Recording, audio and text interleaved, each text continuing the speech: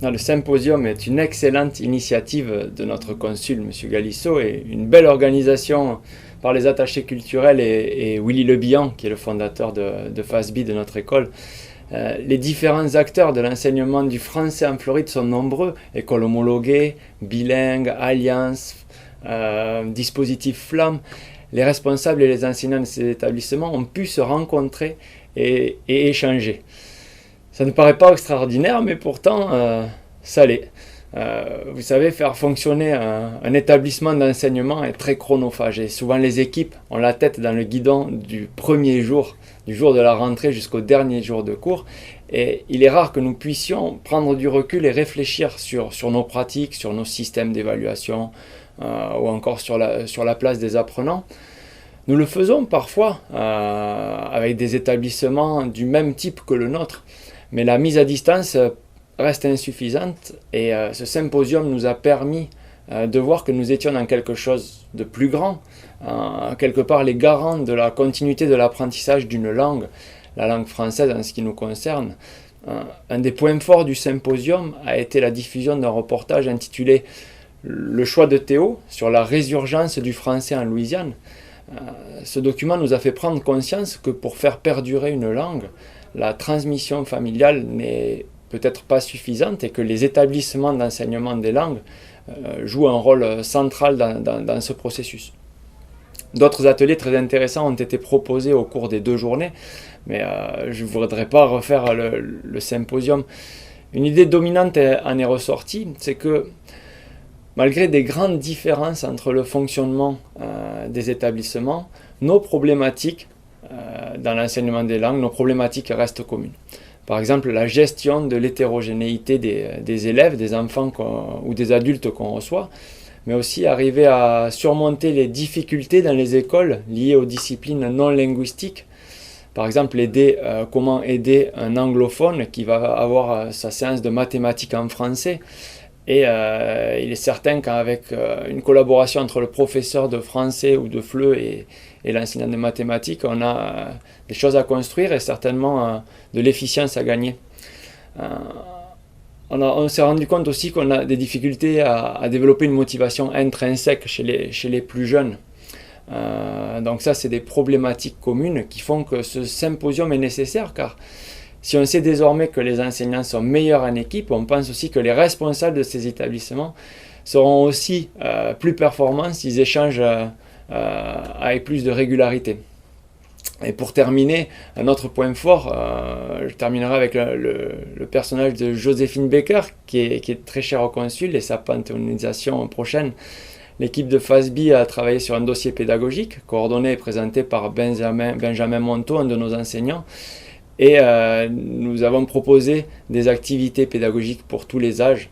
C'est un premier projet commun et nous espérons en proposer un par an, réservé aux établissements floridiens pour permettre de garder du lien non seulement au niveau hiérarchique des chefs d'établissement, mais aussi au niveau des enseignants.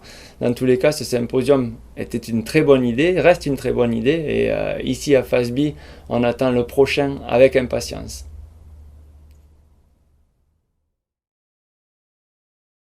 Qui sont nos élèves aujourd'hui? J'ai envie de vous répondre que ce sont des enfants. FASB ne vise pas de public particulier ou certaines nationalités. Notre école est très jeune et grandit vite et elle compte actuellement 15 nationalités différentes pour 70 élèves inscrits de la maternelle à la classe de 4e du collège. Mais pour être plus précis, parce que j'ai l'impression que c'est ce que vous me demandez, on a environ un tiers de familles françaises, un tiers de familles américaines et un tiers de familles d'autres nationalités. Alors l'enseignement proposé à FASB, FASB est un établissement récent, seulement 3 ans d'existence, et nous avons déjà obtenu l'homologation des programmes français sur les cycles 1 et sur les cycles 2, c'est-à-dire les classes de CP, CE1, CE2. Nous continuons cette année et allons certainement obtenir, en tout cas nous espérons obtenir l'homologation du CM1, CM2 pour faire de FASB une école primaire entièrement homologuée. Nous sommes aussi partenaires de l'AEFE et de la mission laïque française, nous profitons de leur support. Nos enseignants sont pour 60% d'entre eux titulaires du ministère de l'Éducation nationale français. C'est une sécurité pour les parents, mais l'ensemble de notre équipe enseignante est très performante et très expérimentée. En ce qui concerne notre curriculum, nous enseignons les programmes français dans un contexte d'immersion en langue française jusqu'à la fin de la classe de CP, et ensuite l'anglais est implémenté à raison de 4 à 8 heures selon le profil de l'apprenant.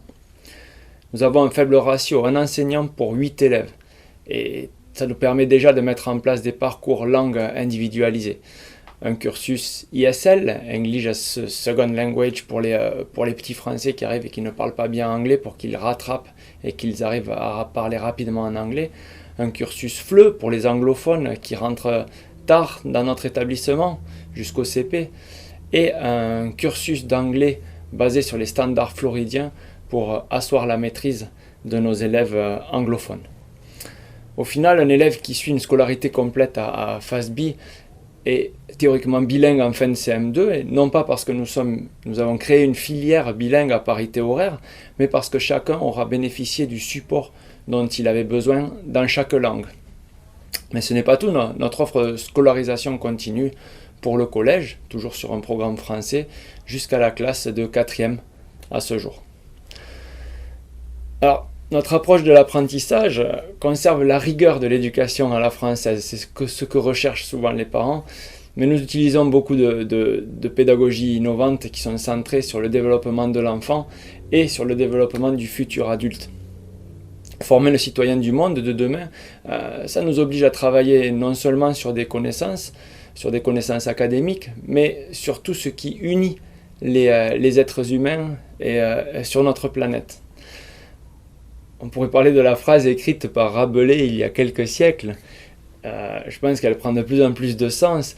Science sans conscience n'est que ruine de l'âme. Et oui, il faut que l'enfant soit conscient du monde qui l'entoure. Et pour cela, il doit être ouvert d'esprit, il doit être audacieux, altruiste, etc.